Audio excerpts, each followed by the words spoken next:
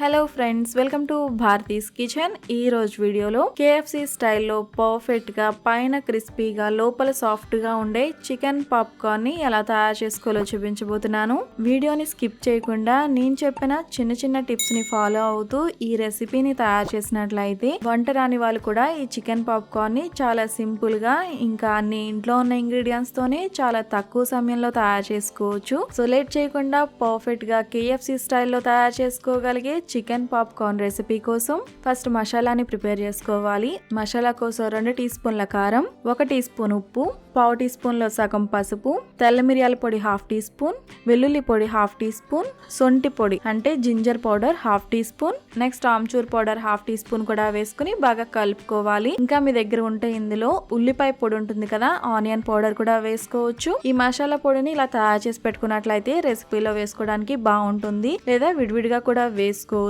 ఇలా కలిపిన మసాలా పొడిని పక్కన పెట్టుకోవాలి. నెక్స్ట్ ఒక బౌల్లో చికెన్ తీసుకోవాలి. చికెన్ బాగా కడిగిన తర్వాత అస్సలు నీళ్లు లేకుండా తీసుకోవాల్సి ఉంటుంది. ఇక్కడ నేను బోన్లెస్ చికెన్ ని 500 గ్రాములు అంటే 6 కేజీ వరకు చికెన్ ని తీసుకున్నాను. ఈ చికెన్ ఇక్కడ చూపిస్తున్న విధంగా మరి చిన్న సైజ్ కాకుండా ఇలా మీడియం సైజ్ ఉండేటట్టు చూసుకోవాలి. కడిగి శుభ్రం చేసుకున్న ఈ చికెన్ ని అస్సలు నీళ్లు లేకుండా ఇలా తీసుకున్న తర్వాత నెక్స్ట్ ఇందులో 1 టీ స్పూన్ వరకు అల్లం వెల్లుల్లి పేస్ట్ ని వేసుకోవాలి. నేను మసాలా పొడి తయారు చేసినప్పుడు అల్లం వెల్లుల్లి పౌడర్ కూడా వేసుకున్నాను కాబట్టి ఇక్కడ అల్లం వెల్లుల్లి పేస్ట్ ని 1 టీ స్పూన్ మాత్రమే వేసుకుంటున్నాను. మీరు మసాలా పొడిలో వెల్లుల్లి అలానే అల్లం పొడి వేసుకున్నట్లయితే ఈ టైంలో 2 టీ స్పూన్ల వరకు అల్లం వెల్లుల్లి పేస్ట్ ని వేసుకోవచ్చు. నెక్స్ట్ ఇందులోనే ఆల్రెడీ మనం కలిపి పెట్టుకున్న మసాలా పొడిని సగం పైనే మసాలా పొడిని ఇందులో వేసేసుకోవాల్సి ఉంటుంది. కొద్దిగా మాత్రమే పక్కన పెట్టుకోవాలి. నెక్స్ట్ నిమ్మకాయ రసాన్ని 1 టీ స్పూన్ వరకు వేసుకుని చిక్కటి పెరుగుని 1.5 టేబుల్ స్పూన్ వరకు వేసుకోవాలి. పెరుగు తీసుకునేటప్పుడు బాగా కలిపి తీసుకోవాలి. స్మూత్ గా ఉన్న పెరుగుని 1.5 టేబుల్ స్పూన్ మాత్రమే వేసుకోవాలి. అంటే పెద్ద స్పూన్ తో 1.5 స్పూన్ వేసుకుంటే సరిపోతుంది. ఫ్రై చేసిన తర్వాత చికెన్ సాఫ్ట్ గా ఉండడానికి కొద్దిగా పెరుగుని వేసుకోవాల్సి ఉంటుంది. పెరుగు వేసుకున్నట్లయితే వెనిగర్ ని కూడా వేసుకోవచ్చు. వెనిగర్ అంత మంచిది కాదు కాబట్టి ఇక్కడ నేను పెరుగును వేసుకుంటున్నాను. వెనిగర్ వేసుకునేటట్లయితే 1 లేదా 2 టీ స్పూన్ల వరకు వేసుకోవచ్చు. 1 నుంచి 2 నిమిషాల వరకు ఇలా బాగా చికెన్ ని కలుపుకున్న తర్వాత నెక్స్ట్ ఈ చికెన్ మీద మూత పెట్టుకుని కనీసం 15 నుంచి 20 నిమిషాల పాటు పక్కన పెట్టుకోవాలి. చికెన్ ఇలా కాసేపు మ్యారినేషన్ చేసి పెట్టినట్లయితే చికెన్ ముక్క టేస్ట్ అనేది చాలా బాగుంటుంది, అలానే సాఫ్ట్ గా కూడా ఉంటుంది. నెక్స్ట్ ఒక బౌల్లోకి 200 గ్రాముల వరకు మైదాని తీసుకోవాలి. నెక్స్ట్ ఈ మైదా పిండిలో 2 టేబుల్ స్పూన్ల వరకు కార్న్ ఫ్లోర్ ని కూడా వేసుకోవాలి. కార్న్ ఫ్లోర్ అనేది ఆప్షనల్ అండి, మీకు కావాలంటే వేసుకోవచ్చు లేదంటే స్కిప్ చేసేయచ్చు. చికెన్ పాప్కార్న్ పైన కొంచెం ఎక్కువ క్రిస్పీగా కావాలి అంటే ఇలా కొద్దిగా కార్న్ ఫ్లోర్ ని వేసుకోవాల్సి ఉంటుంది. కార్న్ ఫ్లోర్ 2 టేబుల్ స్పూన్స్ వరకు వేసుకుంటే సరిపోతుంది, అంతకన్నా ఎక్కువ వేయాల్సిన అవసరం లేదు. నెక్స్ట్ ఇందులోనే కొద్దిగా ఉప్పును కూడా వేసుకోవాలి. ఉప్పు ఎక్కువ వేయకండి, ఆల్రెడీ మసాలా పొడిలో వేసుకున్నాం కాబట్టి కొద్దిగా తక్కువగానే వేసుకోవాలి. నెక్స్ట్ ఆల్రెడీ మనం కలిపి పెట్టుకున్న మసాలా పొడిని 1 టీ స్పూన్ వరకు వేసుకోవాలి. ఇక్కడ నేను కొద్దిగా మసాలా పొడిని పక్కన పెట్టుకుంటున్నాను. చికెన్ ఫ్రై చేసుకున్న తర్వాత ఆ పైన మసాలా పొడి చల్లుకున్నట్లయితే టేస్ట్ బాగుంటుంది. పిండిలో ఇంగ్రీడియంట్స్ అన్ని బాగా కలిసేంత వరకు ఇలా కలుపుకున్న తర్వాత నెక్స్ట్ ఇందులో కొద్దిగా వంట సోడాని వేసుకోవాలి. వంట సోడాని 1/8 టీ స్పూన్ అంటే చిటికెడు వరకు వంట సోడా వేసుకుంటే సరిపోతుంది. వంట సోడా వేసుకున్న తర్వాత ఇలా పిండిని బాగా కలుపుకుని నెక్స్ట్ మ్యారినేషన్ చేసుకున్న చికెన్ ని తీసుకుని ఈ పిండిలో కొద్దిగా వేసుకోవాలి. చికెన్ పాప్కార్న్ పైన క్రిస్పీగా కావాలి అంటే ఈ టైంలో మనం చికెన్ కలుపుకోవడంలోనే ఉంటుంది. చికెన్ ఇక్కడ చూపిస్తున్న విధంగా 1 నుంచి 2 నిమిషాల వరకు ఇలా కలుపుకోవాల్సి ఉంటుంది. చికెన్ ని మ్యాష్ చేస్తూ కలపకండి, కొద్దిగా సున్నితంగానే చికెన్ ఇలా కలుపుకున్న తర్వాత నెక్స్ట్ ఒక స్ట్రైనర్ లో ఈ చికెన్ పీసెస్ ని వేసుకుని ఎక్స్ట్రా ఫ్లోర్ అంతా కూడా తీసేసుకోవాలి. ఇలా తీసుకున్న చికెన్ ని ఒక అర నిమిషం పాటు చల్లటి నీళ్ళల్లో డిప్ చేసుకోవాల్సి ఉంటుంది. ఇలా చల్లటి నీళ్ళల్లో ఒక 30 సెకండ్ల పాటు అలా ఉంచిన తర్వాత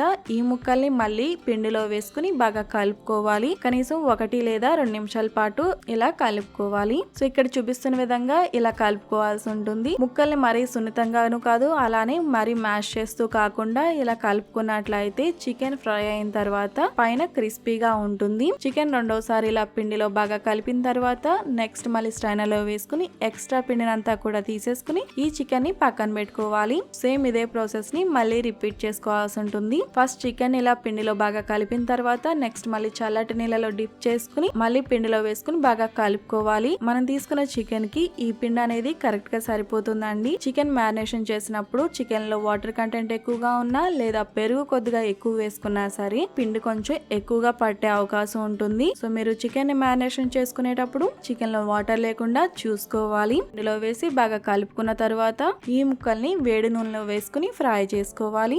వేడి నూనెలో వేసుకున్న తర్వాత వెంటనే కలపకండి.